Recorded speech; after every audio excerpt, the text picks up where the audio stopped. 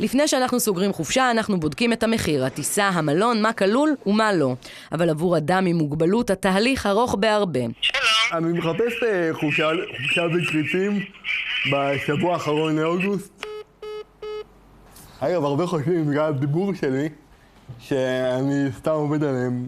אוהד יפרח הצליח לקבל שיחה חוזרת ממוקדנית מסוכנות אחרת שהציעה לו חדר נגיש, במחיר פחות נגיש. המחיר הוא קצת יותר יקר כי בחדרים יותר גדולים כביכול עם כל הנגישות והכל. מסלול המכשולים הזה ממשיך גם בשדה התעופה או אחרי הטיסה. נחתתי בניו יורק, הכיסא הגיע שבור. וגם כשתגיע למלון, אחרי המחיר הגבוה והתהליך המסורבל, יכול להיות שהחדר הנגיש לא יהיה נגיש בדיוק לצרכיך. כמו שקרה לי בברצלונה, מלון 4 כוכבים, ואז אני מגלה שהחדר הוא לא עם רולין שאוור, הוא עם אמבטיה. ואני יורד לקבלה ואני אומר להם, חברים, אני צריך רולין שאוור, to roll into the shower, עם הכיסא גלגלים, והם אומרים לי, לא אדוני, החדר הזה הוא fully accessible room. ליאוז אמר, נכה צה"ל שמרותק לכיסא גלגלים, הקים את הסטארט-אפ טראבקסי.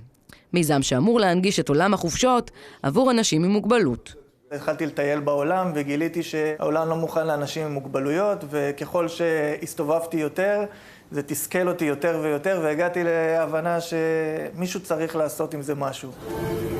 ראיתי שציין באתר כיסא גלגלים חשמלי. איזה סוג בטריה בכיסא? אני פשוט רוצה לדאוג לך לאישור הטסה. עשינו בעצם פרופיילינג לפי סוגי נכויות. חשוב מאוד להבין מכל אחד מה הוא רוצה וצריך.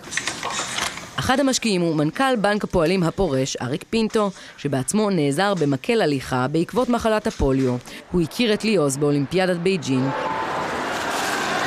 כשליאוז התחרה בשחייה, ואריק אימן את נבחרת הכדורסל. התמיכה הכספית שלי יותר סמלית כדי באמת לבוא ולומר, למרות שיש לי יכולות וגם פיננסיות, אני בהחלט חושב שאני זקוק לסיוע הזה.